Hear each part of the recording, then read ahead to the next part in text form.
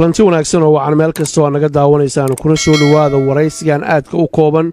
oo aanu ku waraysanayno fanaanka caanka ee Maxamed BK oo garabkayga fadhiya waraysigan ayaa wuxuu daaran yahay hadalkii hameen hore uu Maxamed ka yiri meel uu xaflad ku dhiganayay oo dad fara badan oo Soomaaliya siyaabo kale oo fasireen qaarna ay aad uga caroodeen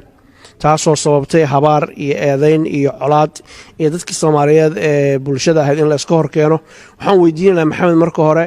maxaa ku kalifay waxa inuu yiraahdo fanka iyo siyaasadda in la isdhex geliyo ma khasaba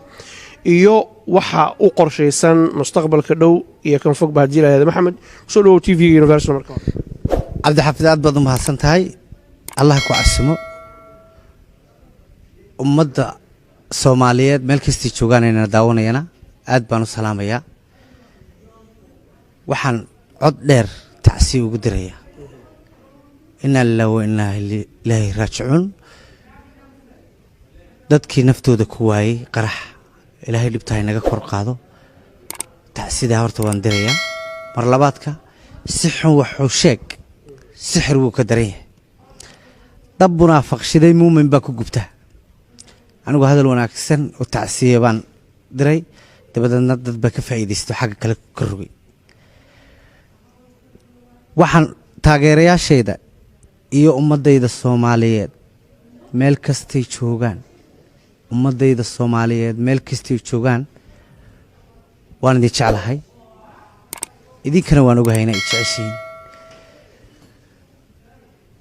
waan ka raali gelinayaa sidii intii khaladka u fahantay waan ka raali gelinayaa muqdisho xal baan siinayaa mar dambe iyo mar horeba Maxamed tacsibaad dartay dabcan waad ka daqnatay iminkana waad iga sheegay hameen horena waad sheegtay xalana waad iga sheegay dhibaatadii ka dhacday muqdisho iyo dadka Soomaalida ku baaba'ay dhibaatada soo gaartay inay ka tacsiinaysan ka xuntahay waa garanay fanka iyo siyaasadda inaad isku dhaxoodimiyaa doonaysaa mise waxaad doonaysaa inaad kala weecisid si aan taageerayaashaadu aysan isugu dhicinin bulshaduna isaga hor imaan Cabdi Xaafid aad baad u mahadsantahay adiga Universal TV ba aad baan idinku mahadnaqayaa fanka iyo siyaasaddu biikahan waa iska kay murgeen laakiin waan kala saaraya anigu fanaan Soomaaliyeed baan ahay muraayada gariina sitay waan iska saaraya fanaan Soomaaliyeed baan ahay meel walbana waan tagayaa socdaalkayga Yurub markaan dhameeyo UK aan dhameeyo ilaa Muqdisho waan tagayaa labadayda showay ugu horeeyana waxaan ku caawinayaa dadkii ku waxyeeloobay Muqdisho qoysaskoodii inna lillahi wa inna ilayhi raaji'uun ilaahay ha u naxariisto anigu Soomaali waan jeclahay ma nacbi si xun wuxuu sheeg sixir wuu ka daran yahay qof baad keligii dadkaba adigu daacadaad u tahay inta u dadaalaysa daryeelkiisa iyo naftiyo sidoo u dulmari lahaa daadii u dhaafin lahayd hawliga ugu daashay ficil inta isaguna dil iyo xarkiya dabin laabayo ku maqan dibid laabiyada marka fanaanku qof markuu caan noqdo dhibaato ma waayo YouTuber sida wax xaganeed helaysaa beel si journal wax si khaldan loo galinayaa arkaysaa laakiin qof la hadalaya waa qofkii jiray in badan baan habaariyo wax arkay social media ma isticmaalo laakiin uurka iiga duceeya oo habaarkii duco iigu bedela inta la sii noolaanayaaba waa muddo anigu mar walba fanaan Soomaaliyeed baan ahay meel kasto Soomaaliyeed la ballan waxaan ku qaaday inaan labadayda adinto way uga caroodeen hadalkaagii siyaabo kala duwan baa loo fasiray bulshadii Soomaaliyeed oo aan is haysan ba dhibaato ay dhextaala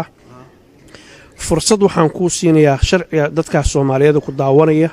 malaayiinta fanaanka u tahay ninka Soomaaliyeed u tahay inaad ka raali gelisid wixii dhacay soo dhaw Cabdi Xaafid aad baad u mahadsantahay waxaan u mahadnaqayaa adiga iyo Universal Adnaan oo kabarday naga duubayo nin qaali ah Barasaab iyo Cabdi Waasac oo niman qaali ah oo showgii muhiimka ugu horeeyay rag lahaa oo la fadhiya dadka Soomaaliyeed waan ka raali gelinayaa deenu weyn ciidamadu ka dhacda khaladkuna waa la ismoodsin karaa igu tuurade markii hore ciidamada waa igu tuurteene igu tuura anigu siyaasad dambena kuma jiro ballan waxaan idinku qaadayaa meel kastoo Soomaali joogto inaan idinku imaado وانا idinka raali gelinaya I love Muqdisho xalna waan siinaya intaas ayaanu ku soo gabagabaynaynaa haddii ilaahay yidhaahdo waraysigan aadka u kooban ummadda soomaaliyeed qof aan khaldamin ma jiro maxamed waa maqlaysaan raalli kama ihi buu yidhi wixii dhacay waa ka xumahay ilaahay baan khaldaminin shicibkaas soomaaliyeed ee walaalaha isdugsanaya colaad iyo dhibaato yaan la dhex dhigin yaana laga faa'iidaysanna xumaan loo fasirin qof aan khaldaminin adduunka ma jiro walaalka hadduu raalli ku yidhaahdo madaxaa la saartaa aad baa u mahadsantihiin maxamed aad baadna u mahadsantahay taanki